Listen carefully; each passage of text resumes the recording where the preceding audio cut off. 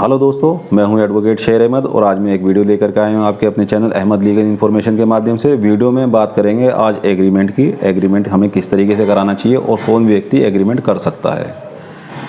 Video बहुत useful है, video को एंड तक ज़रूर देखें और वीडियो को पसंद आए तो वीडियो को लाइक और शेयर ज़रूर करें। बात करते हैं आज प्रॉपर्टी की कि अगर आप कोई प्रॉपर्टी खरीद रहे थे उसका आपके पूर्ण रूप से आपकी उसकी पूरी जानकारी आपके पास होनी चाहिए। अगर आपके पास प्रॉपर्टी की प्रॉपर इन्फॉर्मेशन अगर आपके पास नहीं है तो आप प्रॉपर्टी जो आप खरीद रहे हैं या उसका आप एग्रीमेंट करा रहे हैं तो आपका एग्रीमेंट भी बेकार जाएगा और आपके पैसे भी बेकार जाएंगे और आपको कोर्ट कचहरी के धक्के और खाने पड़ेंगे। सबसे पहले बात करते हैं प्रॉपर्टी की ही बात कर लेते हैं। अगर आप प्रॉपर्टी खरीद रहे हैं तो प्रॉपर्टी में आपको सबसे पहले क्या देखना चाहिए।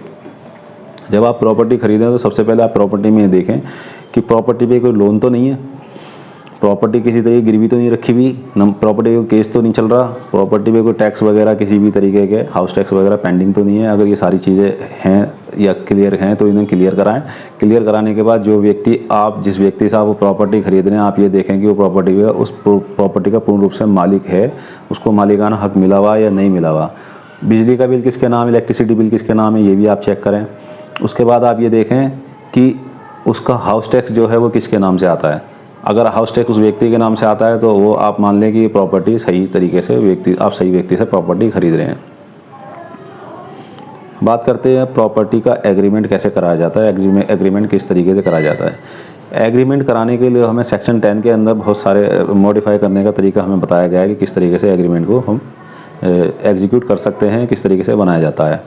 एग्रीमेंट बनाने के लिए हमें सबसे पहले जो व्यक्ति होता है जिससे आप प्रॉपर्टी खरीद रहे हो उसकी पूर्ण जानकारी होनी चाहिए। पहले बात तो जो एग्रीमेंट करने वाला है व्यक्ति वो 18 साल से ऊपर की उसकी उम्र होनी चाहिए और पागल या दिवालिया उसको वो नहीं होना चाहिए और उसको पूरी तरीके से अपने जो है होश हवास में होना चाहिए, उसको सुनाई और दिखाई सही तरीके से देता हो। ये वो व्यक्ति उस एग्रीमेंट किसी भी एग्रीमेंट को करने के लिए योग्य होता है। अब बात करते हैं कि एग्रीमेंट में लिखवाना हमें क्या चाहिए, किस तरीके से हमें बनवाना चाहिए, एग्रीमेंट को किस तरीके से एग्जीक्यूट करना चाहिए।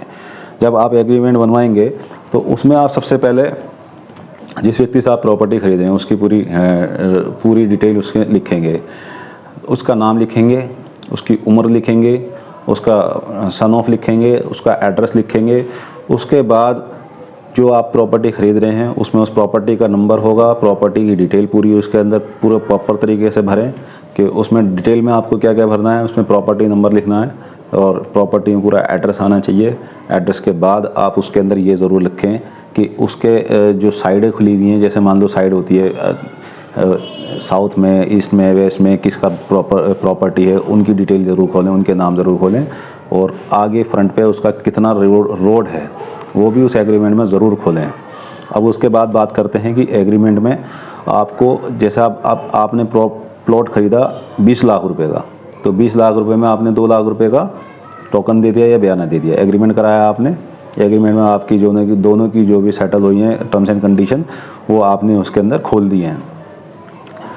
उस कंडीशन के आधार पर जैसे आपने 20 लाख रुपए में आपका सौदा तय हो गया और 18 लाख रुपए आपके बकाया रहेगा। 2 लाख आपने एग्रीमेंट में दे दिए, 18 लाख रुपए आपने बकाया खोल दिए उसके अंदर कि 18 लाख रुपए में आपको जो आपने 3 महीने का या 4 महीने का या 2 महीने का या 1 महीने का जो भी समय लिया है उस समय को आप उस एग्रीमेंट में डेट एंड टाइम खोलेंगे कि ये समय सीमा है हमारी और इस समय पे हम कोर्ट में अपने जो है सब रजिस्ट्रार के पास जाकर के अपनी रजिस्ट्री करा लेंगे। ये सारी चीज़ें आप खोल देते हैं उसके अंदर एग्रीमेंट में। और एग्रीमेंट में 2 गवाह आपके पास होने चाहिए जिनकी प्रॉपर आप डिटेल खोलेंगे। उसमें आप उनका आधार नंबर और उनका फ़ोन नंबर, जो भी उनका मोबाइल नंबर है या फ़ोन नंबर है वो दोनों का ज़रूर खोलेंगे। और जो भी पेज आपके उस डॉक्यूमेंट्स में लगते हैं, एग्रीमेंट में लगते हैं, उन तीनों ही जितने भी वो पेज होंगे, जितने भी पेज होंगे 1, 2, 3, 4 जो भी पेजेस उसमें बनेंगे, उसमें जिससे आप खरीद रहे हैं दोनों पार्टी, खरीदने वाला भी, सेलर और परचेज़र दोनों सारे ही पेपर्स पे साइन करेंगे। और जो गवाह हैं वो गवाह अपने जहाँ गवाह लिखा हुआ है वहाँ पर अपने दोनों साइन करेंगे, अंगूठा लगवाएं और आपका पूर्ण रूप से पूरे तरीके से एग्रीमेंट तैयार हो जाएगा। बात करते हैं कि आपको रजिस्टर्ड एग्रीमेंट कराना चाहिए या जो ये 10 रुपये, 20 रुपये वाले, 30 रुपये वाले जो एग्रीमेंट होते हैं ये भी चल जाते हैं। चलने को तो देखो ये भी चल जाते हैं। लेकिन जो रजिस्टर्ड एग्रीमेंट होता है उसके हमें बहुत सारे बेनिफिट्स होते हैं। एक तो आपने जिससे आपका जो सेलर है जिससे आप प्रॉपर्टी ख़रीद रहे हैं उसको भी ये डर रहता है कि मैंने जो है एक रजिस्टर्ड एग्रीमेंट कराया है जो हर जगह जो है ठोस एविडेंस होता है। अगर कल को कोई 19-20 प्रॉपर्टी पे डिस्प्यूट किसी भी तरीके का आ जाता है तो अगर आप कोर्ट में लगाते हैं उसको तो एविडेंस बहुत मजबूत आपका एविडेंस होता है और आपको केस जीतने के लिए बहुत पावरफुल होता है। अब मान लो अगर हम कोई अनरजिस्टर्ड डॉक्यूमेंट्स लगाते हैं तो कोर्ट का भी नज़रिया ये हो जाता है देखने का कि इन्होंने पहले ही स्टैम्प ड्यूटी चोरी की। हालांकि मैं ये कह नहीं रहा हूँ पर आपको ये जो है सोचने का नज़रिया हो जाता है। अगर आप भी सोचेंगे कि भाई एक आदमी एक एग्रीमेंट पे 10,000 रुपये खर्च करके आ रहा है या 5,000 रुपये खर्च करके आ रहा है और एक व्यक्ति 100 रुपये 200 रुपये का एग्रीमेंट तैयार करा के लेकर के आ रहा है, तो आपकी नज़र में किसकी वैल्यू ज़्यादा होगी? और वो रजिस्टर्ड जो आप एग्रीमेंट करा रहे हैं जिसमें आपकी जो स्टैम्प ड्यूटी जा रही है वो आपकी सेल डीड में भी प्लस हो जाएंगे, तो आपको वहाँ वो पैसा कम देना पड़ेगा जो आपने रजिस्टर्ड एग्रीमेंट में इस समय पे दिया होता है। तो कहने का मकसद ये है कि आपको रजिस्टर्ड एग्रीमेंट कराना चाहिए। जो आपने सेल डीड कराई होती है, जो आपने एग्रीमेंट कराया होता है, रजिस्टर्ड एग्रीमेंट कराया है, उसमें मान लो आपकी स्टैम्प ड्यूटी जो गई है, क्योंकि हर स्टेट के अंदर अलग अलग स्टैम्प ड्यूटी लगती है। तो रजिस्टर्ड एग्रीमेंट जब आप कराते हैं जो उसमें आपका पैसा गया है वो आपकी सेल डीड जब आप कराएंगे तो उसमें प्लस हो जाएगा वो पैसा, तो आपको कोई नुकसान तो उसके अंदर है नहीं, आपको बेनिफिट्स ही बेनिफिट्स हैं। तो आपको रजिस्टर्ड एग्रीमेंट ही कराना चाहिए।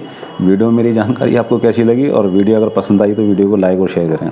धन्यवाद, शुक्रिया।